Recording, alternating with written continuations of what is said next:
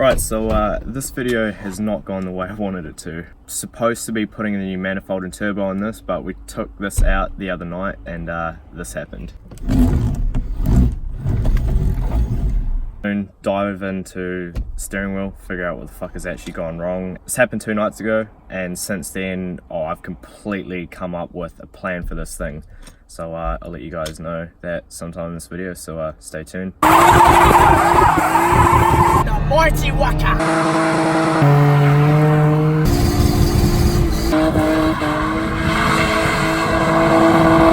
Alright, made it home in one piece. Fucking drift pig. Literally the only way to steer this thing at the moment is to push hard against the steering wheel and then try and turn. Even then it's still a bitch. Alright, before I even attempt to try and turn the wheel and get it into the garage, I'm going to take the wheel off and have a look at what's going on. Taking a couple of these bolts out, it's going to take the rest of them out and take the wheel off. I'm hoping it's just the nut that connects the boss kit to the shaft that's come loose, and I'm really hoping it's not the actual spline that stripped itself. Alright, moment of truth.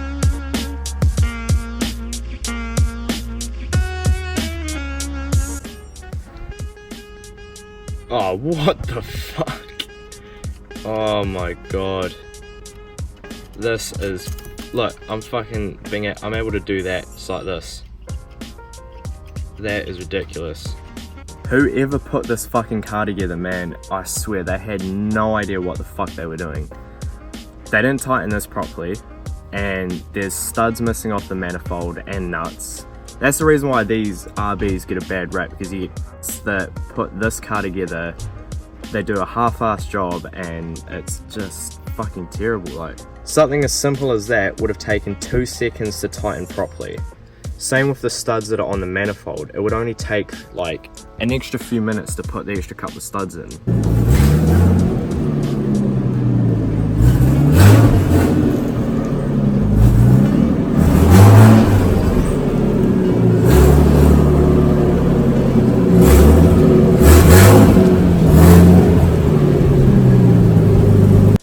So now the plans for this piece of shit. Originally I was going to be putting this manifold and this RB25DET Neo turbo on it, but the reason for doing that was to get it basically ready to go and do skid mishes and things like that.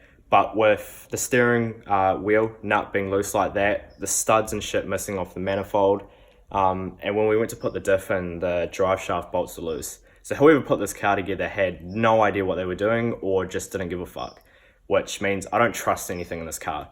So my plans that were going to happen later in the year, I'm just going to do now, which is going to be cool because that means if I start now and get it finished, I should have it ready in time for the drift season. We're going to be ripping all of the interior out of this, taking all the sound deadening out, ripping all of the air conditioning shit out of the dash. And I've already got someone lined up, hopefully, to put a full 6-point homologated roll cage in this thing. Unfortunately, I'm not going to be doing the 4-seater drift car idea anymore, just because it's too much of a hassle to try and get the cage to work around the rear seats and still be legal to compete. Not necessarily that I'm going to compete in this car, but if the option presented itself or I wanted to do it, I can just keep using this car instead of having to build another or get the cage modified. As for the motor, we're going to be pulling this motor out and giving a bit of a birthday. Going to be putting a front-facing plenum on it, so instead of it coming up and over around like this bullshit is, it's going to come here, bigger throttle body, just going to come straight down. We're going to relocate the battery to probably the passenger side and the back seat here, because obviously once it's all caged, there's going to be nothing here. Put a battery box there and chuck it there. I've also got some 550cc injectors that'll go on obviously with the new front-facing plenum. Top mount turbo, top mount setup.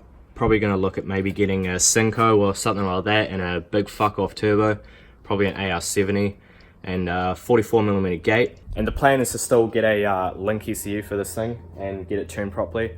I don't want to start out with huge power, because I've known a couple of drifters up in Auckland, and they have all said that it's best to start out on something low powered, learn how to drive that and work your way up.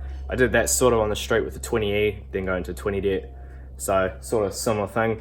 Gonna have 2 settings to start with, a 350-ish horsepower setting and a 400 horsepower setting. So that's going to be the goal, is 400 horsepower for this thing, and obviously have it on a switch. Go out for the first few track days on 350. Once I get a bit more comfortable with that, then I'll flick it up to high boost at 400, and yeah, it's going to be pretty cool. The goal, like I said, going to be starting it soon, stripping it down and getting it ready for the cage and all the engine work. And the other thing I'm going to be doing with the drivetrain is lightweight flywheel, new clutch, and I'm probably going to put a big box behind it. So if I like I said, if I start that in probably about a month's time, once I finish the 20DET and get that all legal, then I should hopefully have this done by summertime, which is the drift season.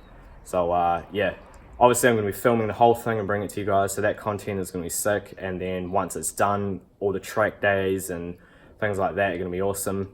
I've got quite a few car check videos coming out as hopefully soon. It's just trying to organize time to be actually able to film these cars, but yeah, I've got some really cool ones lined up. But yeah, that'll be it for today, and cheers for watching. Like, subscribe, comment, and yeah, catch you next time.